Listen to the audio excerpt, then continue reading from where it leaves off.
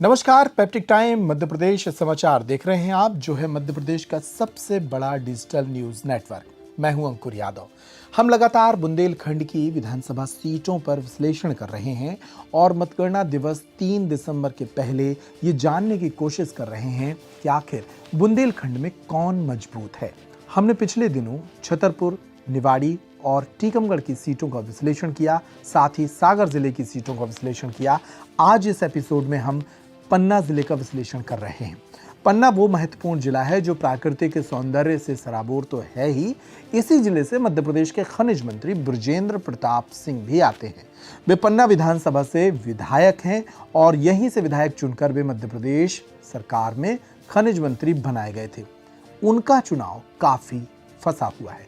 ऐसी बातें लगातार सामने आ रही हैं कि उनका चुनाव फंसा हुआ है। एक मजबूत चुनौती उनकी सीट पर कांग्रेस ने दी है। इस वीडियो में हम पन्ना जिले की तीनों सीटों की समीक्षा करेंगे।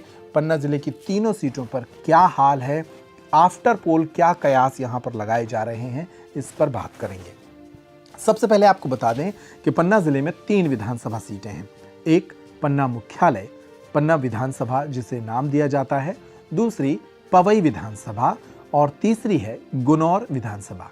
गुनौर विधानसभा पन्ना जिले की आरक्षित सीट है, जबकि 2 सीटें सामान्य हैं।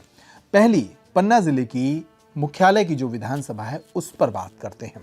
पन्ना जिले की मुख्यालय की विधानसभा सीट पर बात करें इसके पहले 2018 की तस्वीर देख लेते हैं। 2018 में पन्ना मुख्यालय की सीट पर भारतीय जनता पार्टी ने बृजेंद्र प्रताप सिंह को मैदान में उतारा था। उन्हें वरिष्ठ भाजपा नेत्री कुसुम मेंहदेले की टिकट काटकर इस सीट पर लाया गया था। वो वयोवृद्ध हो रही थी, इसलिए इस मापदंड के साथ उन्हें इस सीट पर लाया गया था। और तब बृजेंद्र प्रताप सिंह के सामने थे कांग्रेस के प्रत्याशी शिवजीत सिंह। शिवजीत सिंह वर्तमान में कांग्रेस के जिला अध्यक्ष हैं पन्ना जिले में। तब वे 2018 में बृजेंद्र प्रताप सिंह के सामने प्रत्याशी थे। इस मुकाबले को बृजेंद्र प्रताप सिंह ने तकरीबन 19,000 वोट से जीता था। लगभग 19-20 हजार वोट के आसपास एक बड़ा अंतर था उनकी जीत का। और तब कांग्रेस पन्ना विधानसभा में बुरी तरह चुनाव हारी थी। बात कर लेते हैं पन्ना की दूसरी सीट की, जो है पवई।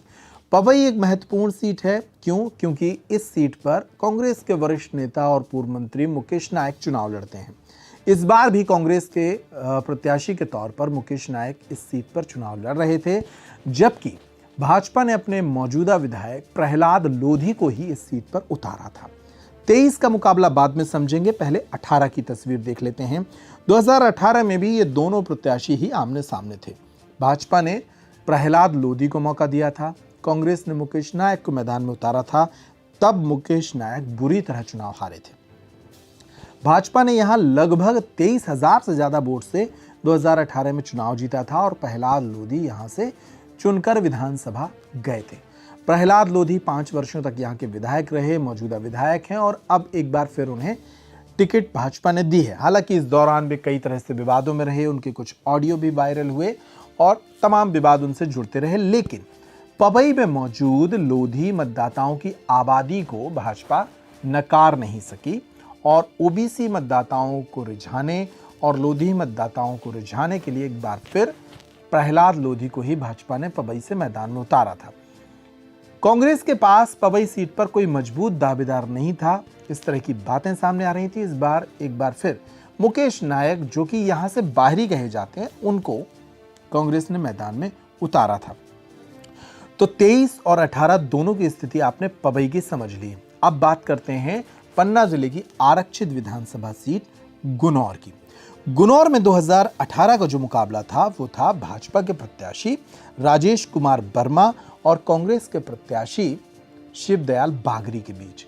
तब यहां भाजपा हार गई थी और कांग्रेस के शिवदयाल बागरी चुनाव जीते थे और वो 1984 वोट से चुनाव जीते थे। और तब पन्ना जिले की 3 विधानसभा सीट में से एक विधानसभा गुनौर ही थी जहां से कांग्रेस का खाता खुला था।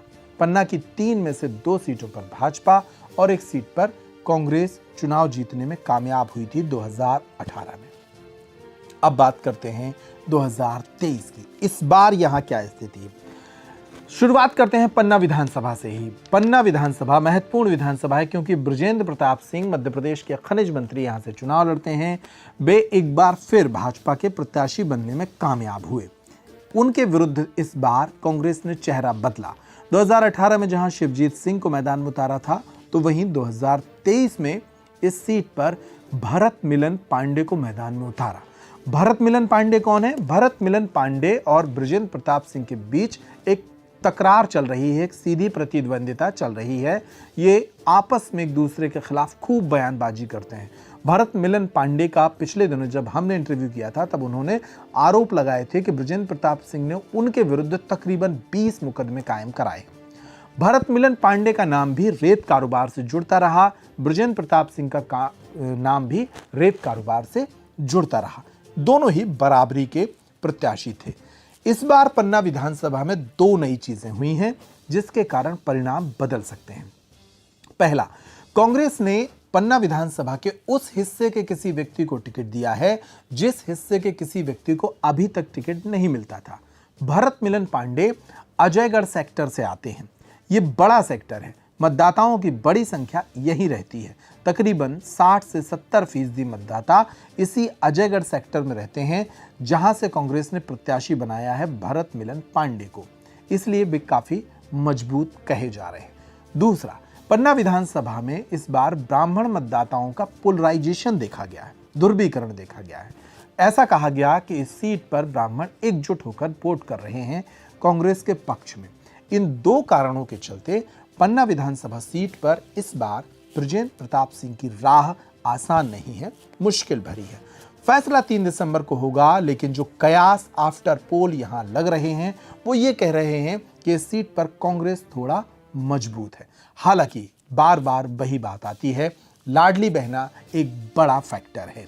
हर विधानसभा सीट पर तकरीबन 50,000 लाडली बहनों के वोट रहे हैं और वो जिस तरीके से वोट करके आई होंगी उससे परिणामों पर असर भी पड़ेगा।